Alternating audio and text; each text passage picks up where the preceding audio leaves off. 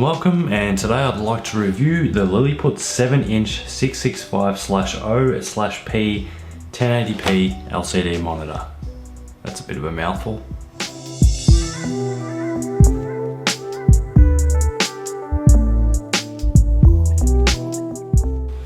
So this is the first monitor I actually purchased. I got it secondhand on eBay, paid 295 Australian dollars for it. Kind of feel like now I got ripped off a little bit. I have bought a monitor since then. Watch my review on that here. If you are in the market to buy a monitor, definitely check that out, or you can at least consider it. It's a much better monitor for this than this, especially considering what I paid for it. So it's just gonna be a really quick review. I'm not gonna go too deep into specs or anything like that. You can find them on the internet. So the model number, as I said, it's a bit of a mouthful, but it's 665/0/P. And basically it's a 1080p 7-inch field monitor. So I'll just give you a tour around it. We'll have a look. So one thing that I love, that I think is awesome, is this. There you go, the little flap here that opens up. That's actually part of it. That is very cool. So nice built-in sunshade. It also has HDMI in and out, so you can loop monitors, which is really good. So you might want to use this one, loop it out to another one for a camera assistant or a focus puller or something like that. So that's really good. As I said, let's have a look around. I'll show you what's on it, and yeah. So front panel here, as you can see, got the sunshade flap, the Lilliput logo. There's the actual screen. Down here we've got a power button, video button that just changes. You can change from the outputs or inputs, sorry. YBPR, HDMI, SDI. You've got some function buttons here.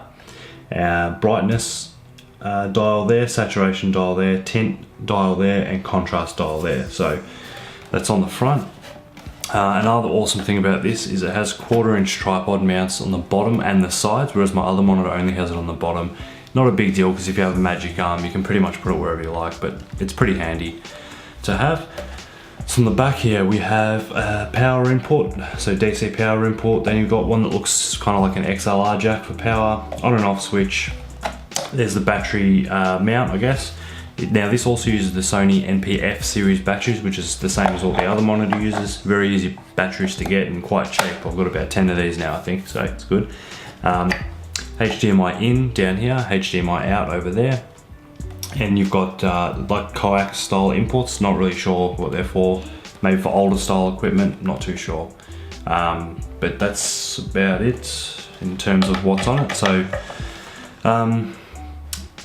I'll talk you through basically my review on it, what I think of it, and then I'll plug it in and give you a quick shot of the screen. It's not going to do it justice looking through a camera anyway, but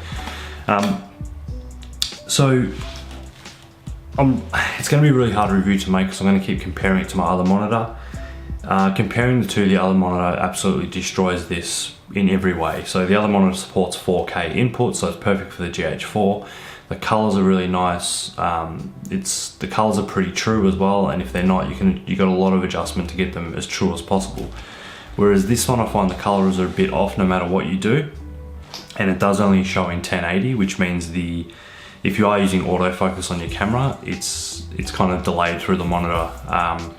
Or it just says, when you plug it in, your camera says your autofocus may be degraded while it's plugged in, because it's downgrading to 1080. Something like that, I'm not really sure what it means. But yeah, so it does only show 1080, so it's good to see what you're looking at. It's okay to see if you're in focus, but because it's only 1080 and you're pushing 4K into it and it's downgraded, it can be hard to see if you are in focus, because sometimes the whole thing just looks a little bit blurry. But yeah, so I don't know what else to say. If you're in the market to buy a monitor, definitely check out the one I did a review on, the Field World one. I'm really happy with that. It supports 4K, it's got focus peaking, the colors are really nice, the screen's nice and bright. I'll show you that one quickly. I have done the review, as I said, so check that out on my channel. That's it there. So it's just a much nicer looking unit. It's very thin, so this part is just a sunshade. The actual monitor is only like that thin right there. So it's very light, it's very thin, compared to this Lilliput one, which is really wide, and then you include the battery at the back, it's really wide and weighs a lot more than that one. So when you're using it on a gimbal like a Ronin M or something like that, it starts to add a lot of weight, and it's hard to squeeze this on there because of how fat it is. So I kind of feel like this has gone into a bit of a comparo between this and my other monitor, but as I said, it's really hard for me to review this now that I have the other monitor.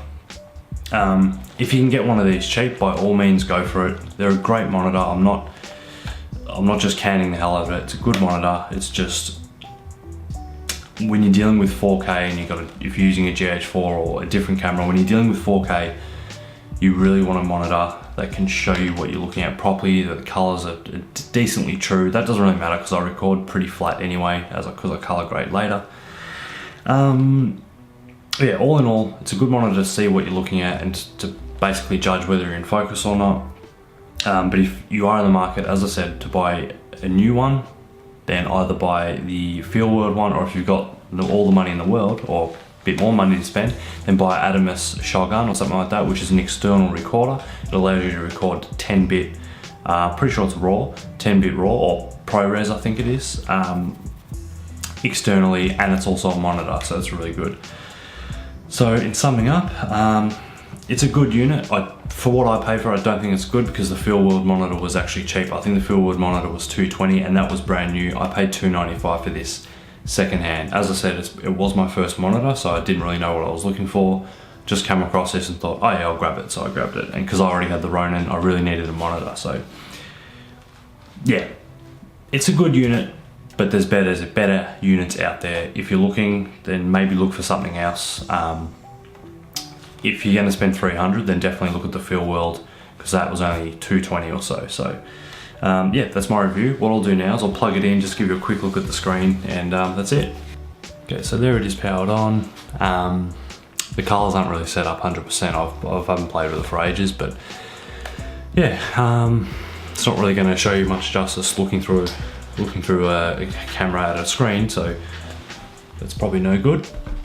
But anyway, I'm not going to get rid of the monitor. It does make a great monitor for maybe you can use it for framing while someone else uses another monitor for focus, or vice versa. I'd probably use my Fieldworld one for framing, and I'd get someone to just hold this and they can follow focus if they wanted to.